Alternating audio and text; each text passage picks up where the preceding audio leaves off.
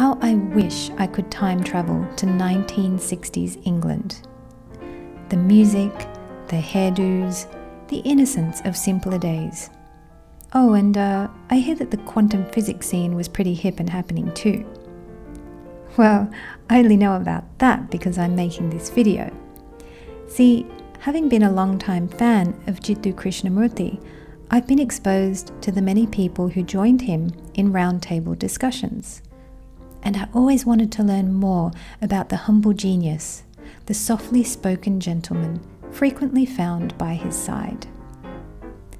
Claimed by Einstein as his spiritual son and doted on by the Dalai Lama, this man's contributions to the world of science took the height of human thinking at the time to places it had never been before. In today's Masters episode, we're having coffee with American theoretical physicist David Bohm. Hi everyone, welcome back to Vedic Life Coaching. Thank you so much for joining me and welcome back to the Masters series. Today we're having coffee with David Bohm, and this is my mushroom tea because that's what I want to have.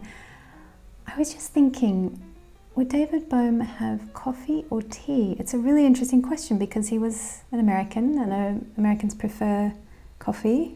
The English prefer tea. He spent a large amount of his time in England. Actually, I think it was England where it all happened for him, as you're going to see as we go through his life. So yeah, in my research, I didn't come across which of the two he might prefer. But anyway, what I have done is I've gone through his life. I've written my notes on my Kindle, which I'll talk you through. And as always, I'm going to have charts by my side, which I'll light up in different places so that you can see the different elements I'm talking about as I speak about them. The other thing I'm going to do is somewhere, I'm going to leave a link above or somewhere to Jiddu Krishnamurti. He was the master that I covered last time. And I'm covering David Bohm this time. David Bohm had to follow after Jiddu Krishnamurti. Absolutely had to. They are a bit of a double act in the realms of philosophy and science. And you'll also see that as we go through the notes here. So why don't we get stuck in? I couldn't actually find a time for David Bohm. So what I do in that instance is I take the birth details. I was able to find the year, date, location, everything. I was able to find everything except for the time. So now when that happens, what I do is I put it in my system and I look at the person from 12 midday and I look at them from the moon and I get a feel for that moon chart. As I'm studying that and as I'm studying the life, I'm able to see, I know, I get a rough idea. And what I've done in this instance is I have rectified the time to 5 p.m, which I believe works in line with how life manifested around him. I used the D6 chart and I checked the times of 4:50 p.m. to 5:30 p.m. Now I use the D6 chart because that deals with illness and enemies, and I'll talk about that towards the end. If he were a real client in real time, I would refine further using some combination of D9, D10 and D60. D60 will enable me to get your time to 2.5 minutes. So if you were a client of mine, I wouldn't rectify you to 5 p.m. I'd be looking at 5:02, 5:01, 4:59. I explore in very granular detail. But for the purposes of this video, I'm very happy to use just a rough time of 5 p.m. So let's work with this 5 p.m. chart, which is fairly stable and I believe fits the life quite nicely.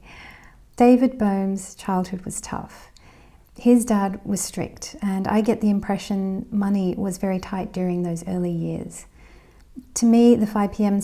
chart makes sense because it places Saturn in his second house. Plus, when you look at the dasha system, it makes sense that his childhood took place during Saturn Mahadasha. This often indicates a tough childhood and makes a young child mature very quickly. When you interview these people during adulthood and you ask about their childhood, they are sometimes reluctant to say that anything was tough back then. Mars in David Bohm's fourth house works perfectly too.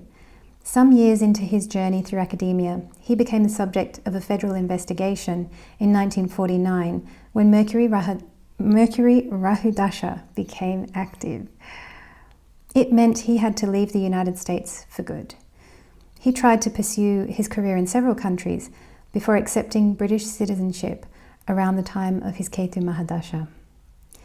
It was during this Mahadasha that Bohm met with Jiddu Krishnamurti, forming an enduring intellectual partnership that finally brought two of Jupiter's great domains together, the great wisdom of both the 9th and 12th houses. All of this was preparing Bohm to take up a full professorship at London's Birkbeck College in 1961. Perfect timing for his Venus Mahadasha, which was to become active just 2 years later.